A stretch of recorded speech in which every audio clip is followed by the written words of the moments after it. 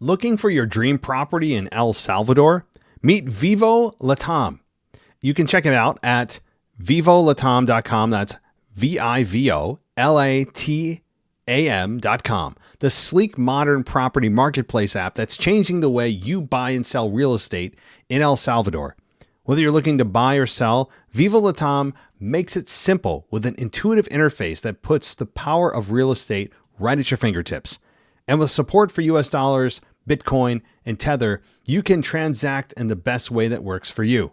Visit vivolatam.com for more information. That's VIVOLATAM.com for more information. They're also on Facebook, X, Instagram, and YouTube. Search Vivo Latam on all of those platforms, and it'll get you started in the right way. Again, check it out, vivolatam.com. This is WWE superstar Drew McIntyre, and you're listening to the WWE Podcast. The champ is the one that everybody wants, me. Becky Lynch is going to WrestleMania. Claymore! Austin 316 says I just whipped your ass. This is my idol. You're going to acknowledge me. And welcome to the WWE Podcast, everybody. It is Tuesday, the 28th day of January, 2025. And welcome to the Monday Night Raw review that comes to you. And hopefully you like the show. And if you do, consider going on Patreon and getting all those ads removed. I know that they're not fun to listen to, but that's a way you can get rid of it, as well as Apple Podcasts and on Spotify as well, if you subscribe to our feed on Spotify. So let's talk about something that I didn't think I'd open the show with. And that's JD McDonough. Oh my God. Now, I didn't watch Raw live, as I normally don't, because I can't. I'm not able to. But I saw some of the highlights, and I, without seeing any of the caption, I'm thinking minimum concussion, broken neck, I'm thinking the worst. I mean, that injury that he sustained with his head bouncing off the announce table like that, that's some scary stuff. That's no, I don't care who you are. I don't care how invested in the story you are, how much you hate the heel that you're watching or whoever it may be. Those are the moments that make you stop and go, oh, damn. And it immediately slaps you to reality. And if you are a person with a soul, you're thinking, oh my God, I hope they're okay. And with JD, I don't know how he continued on. He had broken ribs, obviously concussion. But that was a scary moment with JD. So good to hear that he's quote unquote okay. He put a post on X saying he's going to be out a couple of months. So hopefully that does lead to just in time for WrestleMania. Not that injuries are ever a good time for them, but if you're going to time them at all, it seems like fate may be just in his corner to get him back in time for WrestleMania if you're a JD fan. So, a lot happened at Monday Night Raw. Reports are that viewership's down 49% since the debut of Raw on Netflix. Well, of course it is. That's to be expected, as AEW's pulling in like 250,000 viewers. AEW's in a bad place, man. I know this isn't about AEW. AEW is in trouble. Now, they have a serious cash source with Tony Khan, of course, but at some point, I mean, I don't want to say he's going to pull the plug. Maybe don't go that far, but what is his return on investment here? I mean, I'm not hoping or wishing or wanting for AEW to go under, but viewership's down. Not a good place to be. It's a sinking ship that I hope I hope they patch it up and right it. I do. I truly do. Just because I'm a WWE fan doesn't make me hate any other wrestling company. Quite the contrary. So hopefully they right the ship there. But with WWE, yeah, viewership's down 49% from the first Monday Night Raw. But duh. I mean, you knew that drop was coming. It was just a matter of how far was it going to drop, and then where does it level off? And it levels off, turns out, about the same place that the USA viewership did. The initial Raw to Netflix debut garnered a lot of eyeballs, got a lot of new viewers, a lot of viewers who had come back, as many of them do for WrestleMania season. And you'll see them start to creep in our lives, creep on Facebook, right? The friends in your life that suddenly ask you, what's going on in wrestling? What's going on? Yeah, it's WrestleMania. Oh, Rumble, cool. I remember, and I don't know if any people do this anymore. Back in the day, I used to, especially for this Royal Rumble coming up, to me, I love the Rumble. It's just an awesome format. But I remember getting together with some of my friends in high school, even into early college, a couple years into college, and watching the Rumble. I was to his house almost every single pay-per-view from, it's like 2003, 2004. That was the heart of it. And, it kind of faded after that. I mean, I never stopped watching, but there was that core time when watching wrestling with friends was, it was an event. Now you watch streamers and you can still watch digitally and but it's not the same. And I feel like the pay-per-view experience, since it's not pay-per-view anymore, has kind of taken away a little bit of the human element of things. And, you'd all chip in. If the pay-per-view is $60, $70, everyone chips in like $20 and watches it and whatever it may be. And good memories, good memories, good times. And this was one of those events coming up here Saturday with the Royal Rumble, where it was one of those big moments where, who's coming out next? What are the big returns? What wrestlers do your friends like? What wrestlers do you like that your friends hate? All that. And it's now, for me at least, gone by the wayside and went by the wayside about 20 years ago. But I still love it. And that's what happens with wrestling. Just gets in your blood and it's there forever for most of us. So, obviously the Rumble this Saturday, big time event. And this is a fun Rumble to be a part of because unlike the Rumbles of the last few years, I don't know who the hell's going to win. WWE this year, maybe purposefully or not, has done a great job of not making it known who the winner is going to be. There are several it could be. John Cena's a front runner. CM Punk's a front runner. You have Seth Rollins. You have Drew McIntyre as a possibility. You have Jey Uso as a possibility. Hell, you have The Rock as a possibility coming in at number 31, right? That's been floated. You have all those... And all of those, one of those is probably right.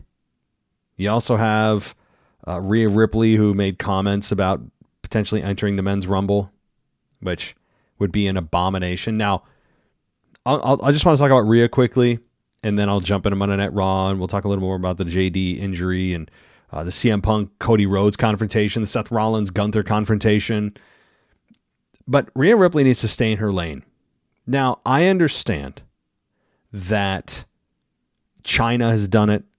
Nia Jax has done it in the past, both of which I vehemently disagree with doing. I don't care.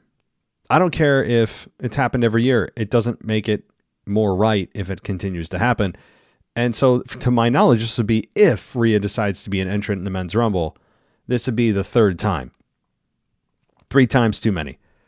I don't know why we need to have these women that are strong in the women's, like they are muscular compared to most of the other women in their division. They're clearly one of the strongest women in their division. So they feel they can suddenly compete with men, that they can suddenly just, wave a wand and presto changeo. They are now, a man, or that doesn't matter in today's day and age, right?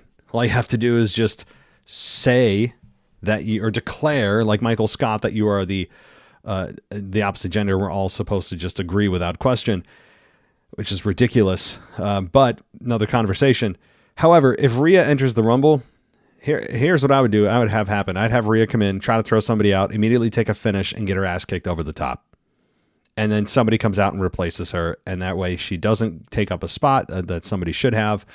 And here's the other thing too. If the WWE and the women and Rhea Ripley want to play this game, and you want equality, I'm sure you'd love to hear about equality. Well, then cool. I guess we'll throw Randy Orton in the women's division, in the women's rumble.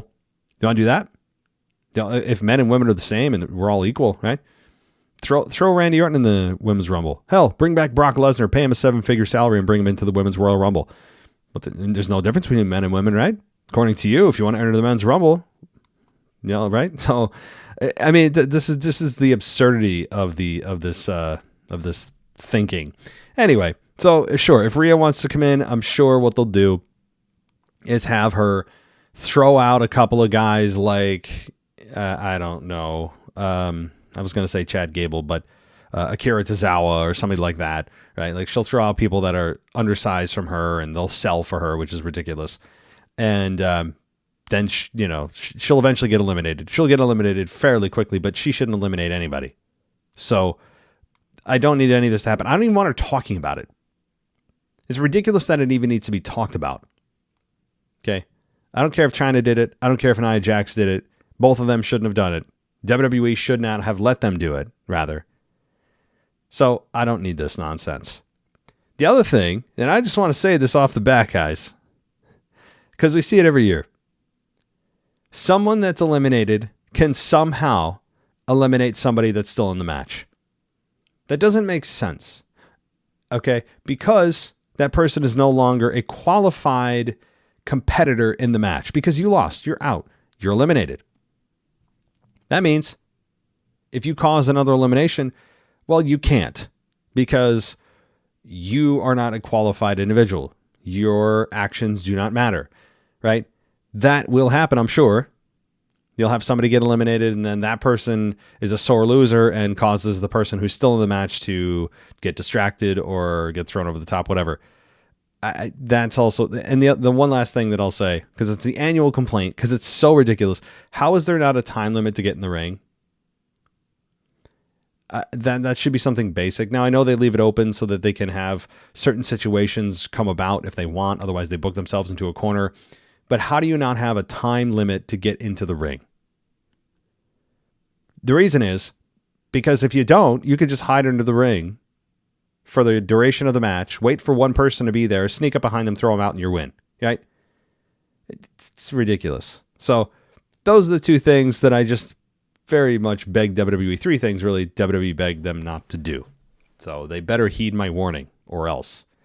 I know I'm very intimidating. All right. So with those rants out of the way, a little bit of news there with Rhea. Let's get into Monday Night Raw. And I thought it was a good Raw overall. I really did. Okay, despite my grievances at the top here, which I've turned some of you off already. But if you've heard this show before, you kind of know what's coming. All right, so the open of Raw, we had Michael Cole checking in on commentary. It was in Atlanta at the State Farm Arena. So no Goldberg. That was a good thing. Cole talked about the attendance. Rollins comes out, introduced by Alicia Taylor. And Rollins spoke about the Rumble and WrestleMania season. He sat down in the ring and recalled losing to Punk on the series premiere on Netflix. Rollins said he sat on the mat and asked who he wants to be. Rollins stood up and said he doesn't stay down for anyone. He spoke about all the people he would eliminate for the Rumble.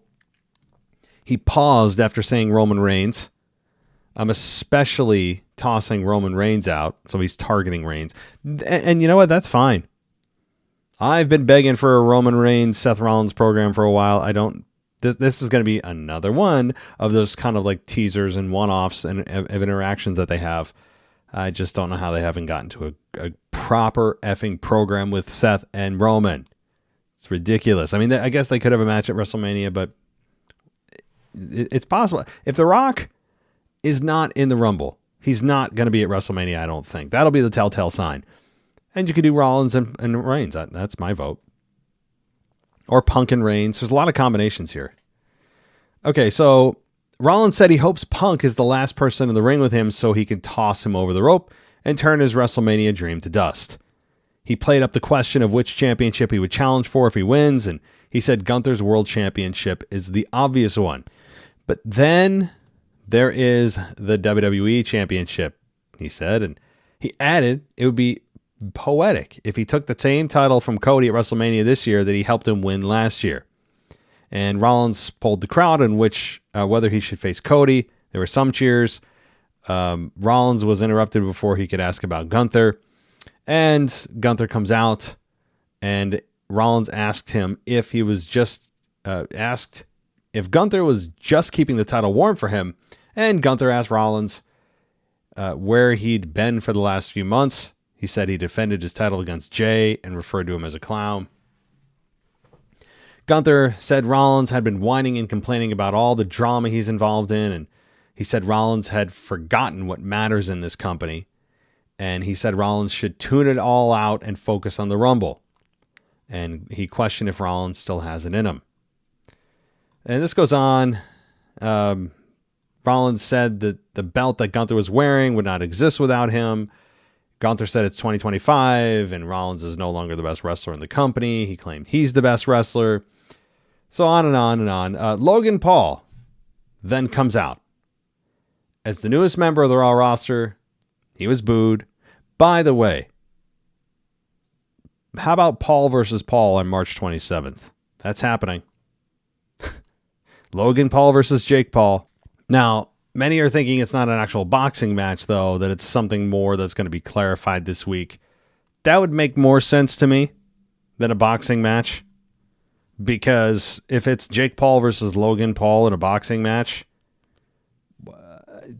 number one, that would, that's a big risk for WWE's part, given that WrestleMania is like 3 weeks after that, 3 weeks, 4 weeks after that time. And that's a big risk on an asset that they're putting a lot of money into. So if Jake or Logan Paul has a match at WrestleMania and he's going to risk a boxing match, not a smart choice. Also, it would immediately negate everything that Logan Paul has been saying up until this point, which is no more distractions, no more hobbies. I'm all WWE all the way. And yet he's training on the side. It's some kind of like side hustle for a boxing match. Yeah, that would, totally undermine his credibility. So I don't think it's a boxing match. The more I think about it, between Logan Paul and Jake Paul, despite the fact that it would make a lot of money and actually be a good boxing match that we could tolerate instead of Jake Paul versus Tyson. That was nothing more than a spectacle. So anyway, moving on. I want to continue here because Logan Paul does come out and got booed. And Paul said it's the Netflix era and the company needs a new face that oozes charisma and confidence. He said Gunther and Rollins should be worried about a guy who built a WWE career faster than they both did. And said he wouldn't throw 29 men over the top rope. He said that's grunt work for guys like Gunther and Rollins, whereas he has to work smarter. He said he'll win the Rumble. He could challenge Cody, but then he pointed at Gunther, saying he could challenge him.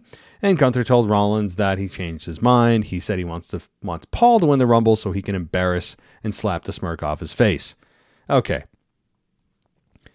A lot of potential red herrings here, which is smart. I like when WWE, which doesn't happen often, puts effort into red herrings. That's smart. This year is more up in the air than any year in the last 5, maybe. Especially the last 2, when you knew who was kind of going to win the Rumble. It was, especially with the women, you're like, oh, okay, well, fun, yeah. But the insanely overwhelming odds on favorite is Cody or it's Bayley, right? We knew. This year, it's really anybody's guess. John Cena kind of sounds right. The Rock sounds right to challenge Cody. Punk sounds right to challenge Cody. Don't forget, and I keep iterating this because it's important to remember, there are 2 ways to get to WrestleMania. There are 2 championships for both the men and the women. Which means, if you win the Rumble, great, you're going the traditional road. But there's the chamber. Okay? So it's not a one-shot deal or, win it or you're out because there are 2 championships. Sure, Cody's is viewed as the higher, more prestigious, despite the fact that Gunther's done a great job. But there are 2 roads for both the men and the women. So we need to keep that in mind. So, fun here. Fun, just kind of very unpredictable. If anyone knows what's going to happen, they're lying. There's too many variables. All right, War Raiders. Eric and Ivar take on Dominic Mysterio and JD. Here we go for the World Tag Team titles. And boy, his back, his head and neck struck the broadcast table fairly early in the match. As I said, he got up. He looked woozy. Cole praised his toughness, which is absolutely true. Eric powerbombed Dom onto McDonough at ringside. Ivar followed up the cannonball dive from the barricade onto both challengers, and later McDonough stayed down on the mat after tagging out. The referee checked on him while Carlito showed up and spat an apple in Ivar's face. Dom and I had Ivar pinned, but Eric shoved McDonough onto both wrestlers to break up the pin. Ivar punched Carlito off the apron, and then Dom kicked Ivar's legs out from under him and went for a 619, but Eric already had tagged in, and the War Raiders hit the Viking Experience, and Eric pinned Dom. So, 12 minutes, we have a retention of the World Tag Team titles for the War Raiders. So again, not fun for JD. Glad that he's not paralyzed or worse, or that it's not anything more than a couple months, which is a long time. But certainly, when you look at that injury, watch it in real time and in slow mo, it doesn't get better. It does not. So glad to hear that it's nothing super serious anyway for JD. All right. Continuing, we have some backstage stuff here with Kaiser telling Pete Dunne that he saw things didn't go his way last week and said someone should show this guy how we do things around here. And Kofi and Xavier showed up, tried to bond with Kaiser and Dunne, but they walked away. And let's see, then we had, speaking of the New Day, Rey Mysterio with Zelina, Joaquin Wilde, and Cruz del Toro, which, by the way, Zelina, I believe, has been moved to SmackDown. I think that's an official transfer in this very ambiguous transfer window. Zelina, I believe, has been moved to SmackDown. So, versus Xavier Woods, Kofi's there. And in the crowd, we have Xavier's, after the match, we had Xavier's family, her sister, hand Ray a New Day Sucks t-shirt. Ray put on the shirt, celebrated, but Woods' family was wearing New Day Sucks t-shirts, and they cost him the match essentially because he came to the ring and Ray got him in position, hit the 619, dropped the dime, and got the victory. Another 11-minute match here with Rey Mysterio beating Xavier Woods. So this is fine. I just continue to be really perplexed by the fact that you had a great heel turn by both, surprisingly, both members of the New Day on Big E a month ago, maybe more at this point. And then you have them just essentially lose every match. That's not a great way to get heat on them. It's a great way to make them just kind of look irrelevant or look weak. They don't look like a threat. They're getting beat. I know it's crowd pleasing and all that, but I was hoping that these two would get nuclear heat moving forward, and it hasn't happened. They're still getting booed, and their families turned on them. All the locker room guys, everyone's turned on them. But I was hoping for a little bit more, where they'd find ways to win every match, and cheating and low blows and eye rakes and foreign objects and just doing all the nefarious things that you'd never expect them to do. And here they are losing match after match. That's not a great way to build heat. So that said, there still is the Big E in the Rumble possibility. That's very possible. You guys, by the way, since it's Rumble week, if you want my official predictions for the Rumble, Friday, look out for Friday. I'll be putting out a official Royal Rumble review, along with any of the emails and voicemails you guys have sent in over the last several days up until that point. We will go through them and I'll answer them on the air. So, big week here with the Royal Rumble just around the corner. And then after that, let me look at this, because every time I say I think I know what it is, I think it's the Chamber after that. But then there's always like some weird Saudi event, or there's another Saturday Night Main event shoved in there. So I'm going to do WWE 2025, so I know I got this right. PLE schedule, and let's check this out. So, all right. Rumble, okay. Well, NXT. But for those that just watch the main roster, that's kind of irrelevant. So, yeah, okay, it's the Rumble February 1st, and then exactly a month later, March 1st, it's the Chamber in Toronto. And then it's WrestleMania 41, April 19th and April 20th, obviously from Vegas. So, from this particular schedule, it's Rumble Chamber Mania. I don't see any roadblocks. I don't see any fast lanes. I don't see any crown jewels or greatest Royal Rumbles in Saudi or Saturday night main events. This seems to be fairly straightforward. So here we go. All right. Let's dive into a little bit more of Monday Night Raw. So Jey Uso is shown walking through the concourse, shaking hands, and he was accompanied by rapper Quavo. Who I don't know who these people are. Excuse me, I don't know who the hell. Again, guys, you're probably is it like one of those guys I should know but I don't? Is it one of those like musicians that I should be very embarrassed and ashamed? Like I bring actual shame to my family that I don't know this person? Or are most of you like me going, who? I don't know. I have, when they said his name and showed me him, I have a clue. But here we go again. Jey Uso back with another R&B artist. I guess that's slapping with the kids right now. Yeah, I guess to stay in tune with the slang of the youth today. All right, so Jackie Redmond interviewed the Intercontinental Champion, Lyra Valkyria. Jay did say that he acknowledged that he lost, and obviously he lost his match to Gunther, but he said the ring general was that good. But Jay said he can beat Gunther, and he said he needs to win the Rumble and main event WrestleMania. Sorry, Jay, not happening. He's like one of those extreme dark horse picks that if you ever put money on him and he wins, you're a very rich person. He's a long shot. I would describe Jey Uso as a long shot. Not impossible, but a long shot by definition. All right, anyway, back to the Women's Intercontinental Championship and Lyra Valkyria being interviewed by Jackie Redmond. Valkyria said there was a lot of talk about who her first challenger would be. She declared herself for the Women's Rumble match. It's so crazy. You just declare yourself.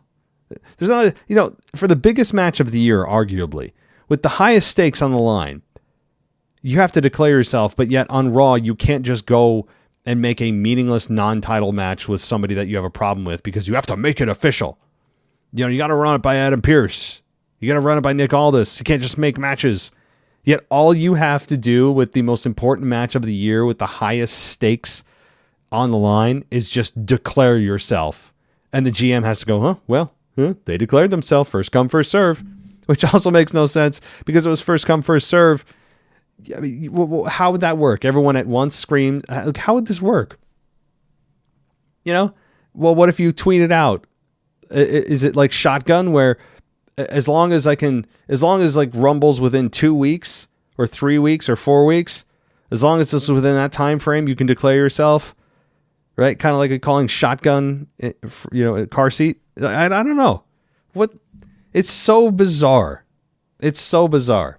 No one questions this or cares. All right, let's move on. So American Made found Otis and Akira Tozawa dancing while Maxine Dupree cheered them on. I'm over this. But Gable mocked them for doing a TikTok dance and said they're an embarrassment. He's exactly right. Niall also got in Dupree's face. And then Liv Morgan and Raquel Rodriguez were in the ring. And then Bianca and Naomi comes out, and Cole then plugged the women's tag team title match for Tuesday's NXT show, which is going to be a pretty big deal. And McAfee added that Booker and Corey Graves would also be on the call. Corey Graves, huh? Corey Graves, you say? We'll see what happens there. All right. The non-title match here for the tag team championships for the women, Bianca and Naomi versus Liv and Raquel. This match went pretty long for a women's match. Even by men's standards, it's a fairly long match. 12 and a half minutes with Liv and Raquel beating the women's tag team champions of Bianca and Naomi again in a non-title match, which certainly puts them in contention. And this particular reviewer on one of the big websites here says, I'm more than ready for Naomi and Belair to drop the title so Belair can get back to working singles. Yes. I don't care how that happens. I don't care. I don't care how sloppy or embarrassing the story is. I'll give this one a pass to get Bianca out of a tag team division she has no business being in at all. All right. But a good match here. A good match. Liv and Raquel continuing to be a team is fine. I can absolutely see these two capturing the women's tag team championships. It doesn't have to wait till the Elimination Chamber. I guess it could, but it doesn't have to. WWE is not shy about doing title matches on any televised show at all. They don't care. They'll give it to you on a SmackDown, on a Raw, on a Saturday Night Main Event. They'll do it anytime, which is a shame. But I can absolutely see the women's tag team titles changing hands here to Liv and Raquel in the very near future. Okay, so then Kathy Kelly interviewed women's champion Rhea Ripley backstage and asked how she felt after facing Nia on Saturday. She said she was banged up. And Kelly asked Ripley if she had any predictions. Ripley said it doesn't matter because the winner would be brutalized if they chose to challenge her. Bayley showed up and said she will win the Rumble and then challenge Ripley at WrestleMania. Haha. LOL, Bayley. Lol. I mean, just a big old lol right there. Ripley wished her luck and then made her exit. Bayley turned and spotted Io Sky, who told Bayley that she would see her on Saturday. All right. So we then had online personality Kai. I don't even know. Who are these people? Who are these? I saw this. Who is Kai? I'm probably saying it wrong. Senat? I don't know. Kanat? I don't know what his name is. Who are these people? I'm pretty sure I know about 15% of what's going on in the world. Like I'm so disconnected from pop culture right now, or maybe WWE is the one that is picking these D-list celebrities. I don't know. Should I be embarrassed about this pick too, where I can't even pronounce or know who the hell Kai is? I'm sorry, I don't know. All right. A Penta video aired. He spoke of facing the best in the world and would do it 1-on-1, 2-on-1, or 29-on-1, and said he will be in the Rumble and have his WrestleMania moment. Again, another lol. LOL. Sorry, Penta. Fun. No chance you're going to win the Rumble. 0. But hey, that's not the point here, right? I'm not hammering Penta or WWE. It's good that WWE is putting out these red herrings. It's good that you have guys and gals that have no chance of winning that are still talking about winning and what it would mean for them and what they want to do. You want to hear that. If it's a simulated sport here, you want them to do that because then it shows you what they're after and why. So, I didn't mind this at all. All right. Paul Heyman comes to the ring and an OTC chant broke out, although I do have some of that too. The crowd said Heyman's opening line with him, and then he's one who represents WWE and the Island of Relevancy on the cover of WWE 2K25. And a banner featuring Roman Reigns cover shot dropped. And I have to say, I'm not big on cover art that much. I don't really comment on it that much. I don't really care too much who's on the cover, who's not. It's a creepy cover. And I'm not saying Roman Reigns is creepy, but like the tree that everyone's growing out of. I know it's supposed to be the family tree. I get the symbolic nature of it. But I don't know. I find it kind of creepy. Like it looks like a horror movie. Some kind of like B-rated horror movie that I'm about to watch. I don't know. But again, I'm not that invested in cover art for video games. But they are bringing back intergender matches. That's one of the biggest things I saw. I'm like, hallelujah. You know, That part I will like, because it'd be fun, right? You see, like, if you're playing as Brock Lesnar and you want to challenge, I don't know, Liv Morgan, right? You can't do it in the current video games. You haven't been able to do it in like 10 years in a WWE video game because, oh, well, we don't want to look like we're promoting gender violence, all that crap, even though it's an effing video game. Now it's back. So that's good. That's one of the features. You guys can Google the rest of them. All right. So then Heyman said Reigns told everyone that he would take back the Ulafala, and he did. He said that Reigns is now telling everyone he's coming back for his championship. And Heyman said it all starts with the Royal Rumble on Saturday. And he said there are 29 wannabe Roman Reigns who want to be the tribal chief and want to be the biggest stat in the industry, or star in the industry. Heyman dropped to his knees and said they all pray to God they can be Reigns, and dropped the mic. And Drew McIntyre comes out, who picked up the microphone and was in his gear.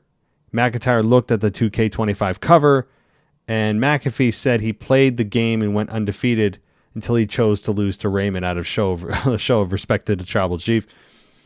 And McIntyre recalled eliminating Reigns from the 2020 Rumble and then going on to beat Brock Lesnar to win the championship at WrestleMania, the one that no one talks about, WrestleMania 36. And McIntyre said he was looking for a very simple thank you. Heyman stammered while thanking McIntyre and then added, "But you're crowding me right now." And McIntyre laughed and said he was sorry and would give him some space. And McIntyre backed up and then asked Heyman to do him a favor. He told Heyman to tell his boy that he'll beat him within an inch of his life and toss him over the top rope on Saturday. Heyman smiled, gave McIntyre his word, and he'll pass the message along. Heyman dropped the mic. McIntyre stopped him and said, "I wasn't talking about Roman." McIntyre said, McIntyre said, "He knows I'm coming. I was talking about your boy, CM Punk." So, having Heyman here and having him on the mic and being the rah-rah presence for Roman Reigns is something that we've seen now and been accustomed to for 2.5 years, 3 years, that Roman has adjusted his schedule likely for the rest of his career to this level. You're going to see Roman Reigns every 3 to 4 weeks. You may not see him on every PLE, but I don't think fans are going to care that much anymore. Why? Easy. He's not champion. He's not champion. And that's the key. That's what won't hurt him this time around. And what won't turn him heel is the fact that he's not a champion. That's what people were most annoyed about.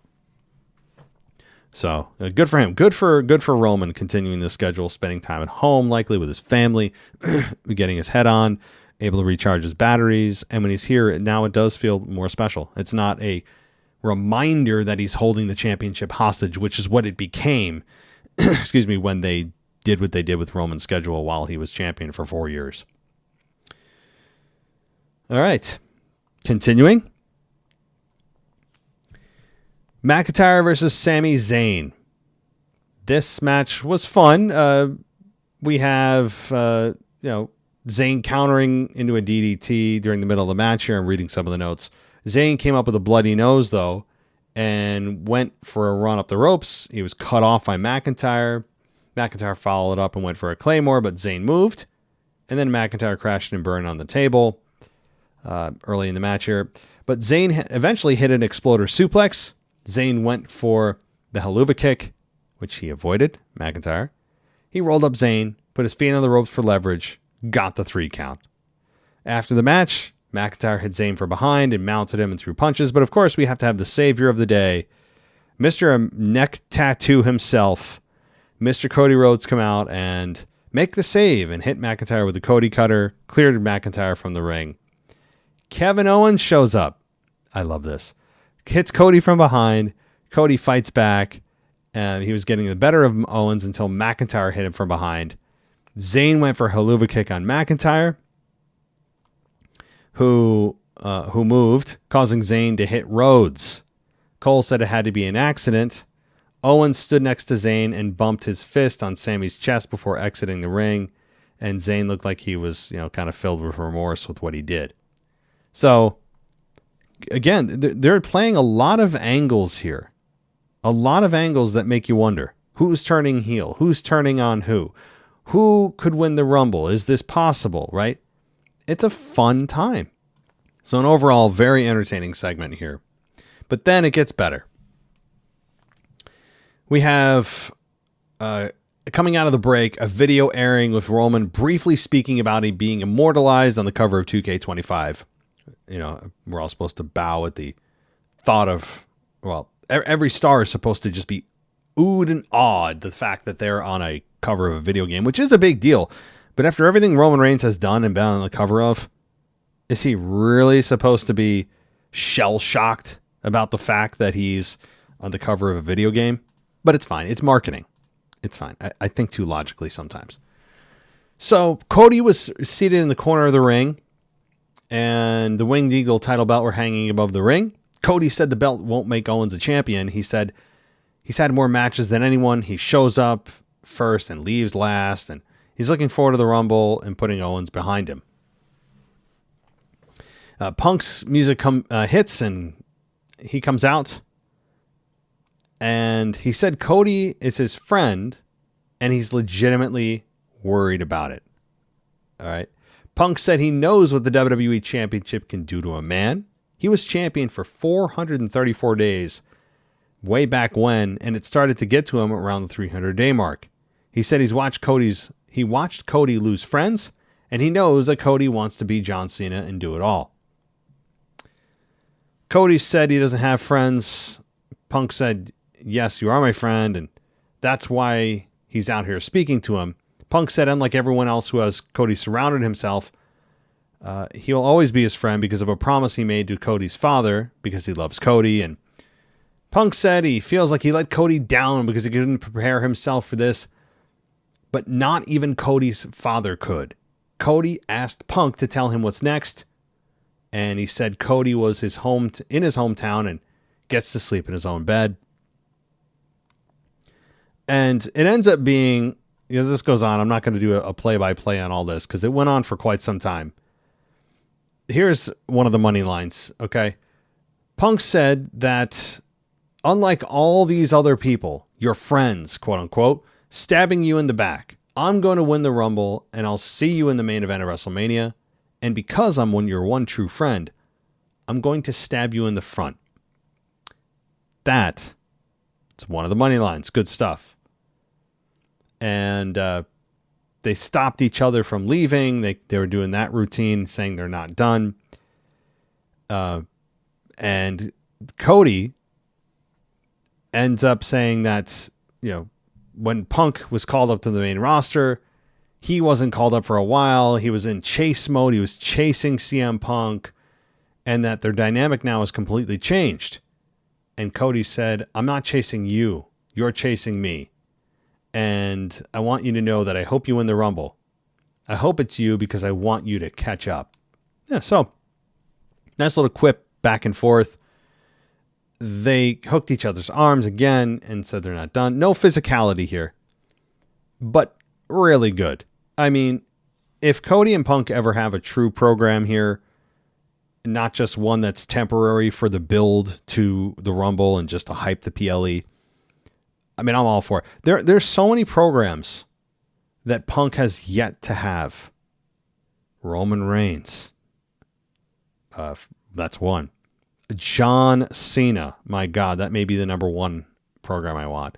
And of course, Cody Rhodes. And what about Randy Orton? Punk has a lot of unfinished business here. So barring another injury, Punk has a lot of great moments to come. And same for Cody. Same for Cody, who has yet to face The Rock. That match was teased a year ago. And so there's something left there. Cody and Randy that we've all been waiting for, although Randy's probably coming back and it's probably going to happen at the Rumble to screw over Owens or or after the match. I'm not sure, but you could pretty much bank on Randy Orton being a part of that match to cost Kevin Owens the match in some way. So that'll be a fun Kevin Owens KO program for a while. But eventually it has to be Cody Randy. That's what we need. That's what we want. There's so much there, but it all depends. What is on WWE's piece of paper there that has the WrestleMania 41 main events penciled in? What's there? We don't know. And I'm fine with not knowing right now. We can go to a spider web of rabbit holes of guesses. Right, of this possibility, and then this, and then this, and then Cody, and what if Rock, and he doesn't? What if Rock doesn't come back? Does he come back? Does Roman turn? Who turns heel? Like, it's wild. It's wild. There are a lot of cases to be made for a lot of different possibilities. It's a good problem to have if you're WWE. Because guess what it can allow you to do? If you choose a path and it's not the right path and the fans aren't responding accordingly, guess what you can do? Pivot. Now, pivoting is something they would be forced to do anyway, but at least in this world of pivots, it gives you a lot of other really good options. Sometimes you have to pivot in a way that you don't want to do it. There's no other great path to pivot to, but you have to. This is not one of those scenarios because there's so many different things you could do in combinations of matches that you haven't gotten to yet with top guys that it's really almost impossible to screw up here. Famous last words. But great segment with Punk and Cody. If they want to go into a proper program, I'm looking forward to it because these two can go toe to toe on the mic. It's just, they're so good. So good. Really, I mean, again, despite all my complaining and whining that I do, and some of you saying, does he even like WWE? Do you even like it? Yeah. Here's the thing. I can like something, love something, but be critical of it. That's possible. Those two things are possible.